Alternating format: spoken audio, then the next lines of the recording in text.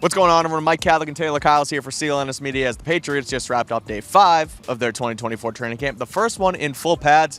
Didn't come without some drama, Taylor. A reminder, we're powered by Game Time, so head over to Game Time. Use code CLNS for $20 off your first purchase. And now we get to the drama.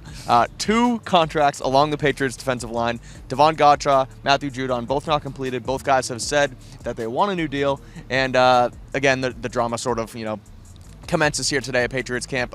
Drew Rosenhaus, the agent of Davon Godchaux, was spotted here earlier and then was spotted again talking to Elliott Wolf, and then was even spotted talking to Godchaux and Jerod Mayo after practice.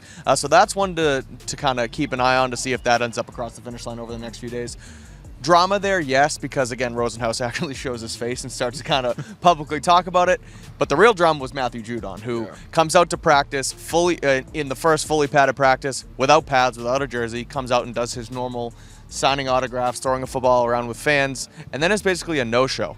He has a conversation with Jerod Mayo, gets sent back inside, and then comes back outside in flip-flops, holding his cell phone, has a conversation with executives Matt Groh, Elliott Wolf, and then leaves the field again on his phone. An animated conversation, clearly upset. There's footage. NBC Sports Boston got it, and then our friend Phil Perry over there as well. So a lot of kind of nonsense from Judon today. I'll hand it over to you. What do you make of the whole situation there with the defensive end? Today was a really weird day at practice. Obviously you have, the usual routine if you're trying to see what's going on the field. Sometimes there's multiple things going on and you're trying to see that. But there was an added layer because of these contract disputes. Yeah. It was kind of odd seeing Matt Groh in the friends and family section while everything was going on. Speaking to Drew Rosenhaus, it's pretty obviously what was going on there. Robin Glazier actually joined them at one point. The Judon thing, I think, was the most odd, though, because last year, even when he did hold in, you saw that Judon was coming onto the field. He was in uniform, sometimes not fully in pads, but he at least didn't stand out like a sore thumb. Today, he came out with just his hoodie in street clothes, and at one point was kind of sitting on a bunch of bags off to the sideline, speaking to Jerod Mayo. Mayo had his mouth covered. It didn't seem like anything crazy was going on at that point. But again, as you can see in the footage from NBC Sports Boston, at another point when they were behind us during some defensive line drills, Judon was following the edge defenders, and it looked like they were having a bit more animated discussion where Jerod Mayo was moving his hands, Judon was moving his hands, and then Judon left the field and looked like he was a bit discouraged. So I don't want to say temper tantrum. It was the most docile temper tantrum you could possibly imagine, because just from the jump, it looked odd. Just having a player who wasn't injured. Usually if a player's in street clothes, it's because they're hurt. But for a hold-in, it really stood out because even Davon Godchaux, who did participate today, even though his agent was here, obviously discussing things with the team, when he was holding in during the spring, he still had his helmet on. He still had his jersey on. So yeah, I'm not sure what's going on. When we spoke to, we've referenced the conversation in the episode we did with Miguel Benzan, where Matt Judon seemed like a contract that was most likely to get done, with Davon Godchaux being a little bit more murky. But now it seems like there may be some turbulent waters with the Matt Judon situation, because whatever happened today, it just didn't look like what you'd want to see for, obviously, a regime that's really just getting started and for a first-year head coach. Yeah, it's been an interesting roller coaster with Judon. When I spoke to him earlier this offseason, he told me that he wanted to retire a Patriot and that he wants to get it done. He wants to get this across the finish line, that he wasn't going to hold out this offseason. Then we spoke to him here at training camp, and he said, again, he doesn't want to be traded. He wants to play here.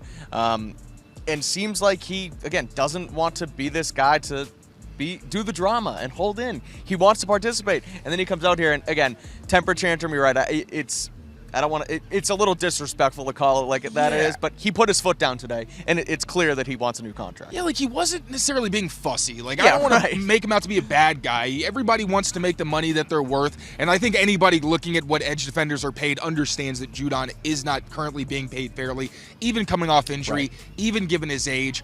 But like you mentioned, he said he didn't want to hold in. He said he thought it was a bad look. He didn't like how it was with his teammates. So it was really, really weird seeing this total 180 where, okay, maybe you don't participate because you're in pads, you don't want to get hurt, but not being in uniform at all. Again, I don't want to hype this up, but it didn't look good. No. The fact that it escalated to the point where he was asked to leave the field, not that he was doing anything that stood out, he was just following his position group, but it seemed like Jerod Mayo was saying, hey man, if you're going to be out here without, anything on and you're not going to participate, you just got to get out of here. Right. So again, this is my first time covering something like this. It's very strange. We're kind of learning as we go, but yeah, Yeah, it was just strange for Judon to say, hey, I don't want to hold in and be a distraction, and then be maybe the biggest distraction that we've seen in the entire offseason program. It was definitely a mix between a holdout and a hold-in with him, and different from what we've seen, again, from Devon Gotcha, who has his contract disputes, comes out here, not only comes out here in pads, but actually participates as well. So we'll follow that along closely. Again, Judon,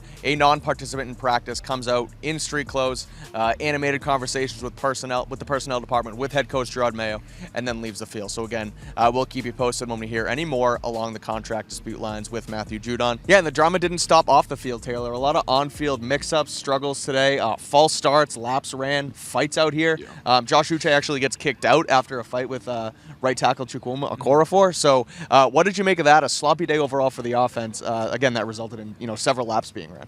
Yeah, it sounded like the offense is very much still in the process of making sure that they are playing to the standard that the coaches want to be set.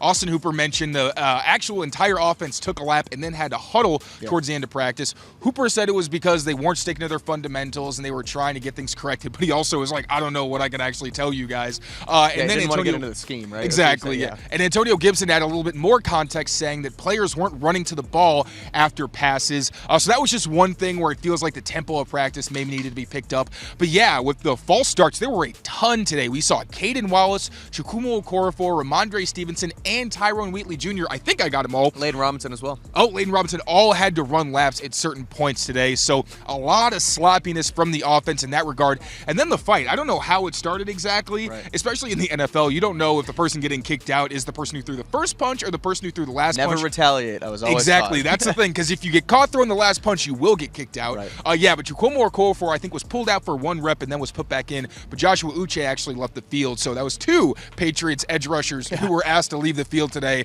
But yeah, before practice, after practice, it was just a lot going on before you even get down to the actual play on the field, which we'll get into in another video. But yeah, just a whole lot of drama today in Foxboro, One Patriot Place. Yeah, the pads come on and things get a little strange. Drama on the field, drama off the field, laps being run, fights happening, guys getting kicked out, all that sort of stuff. We'll have you covered with all the rest of it here on Patriots Press Pass. So make sure you rate, review, and subscribe to our channel on YouTube, and check out all of our written work over at clnsmedia.com.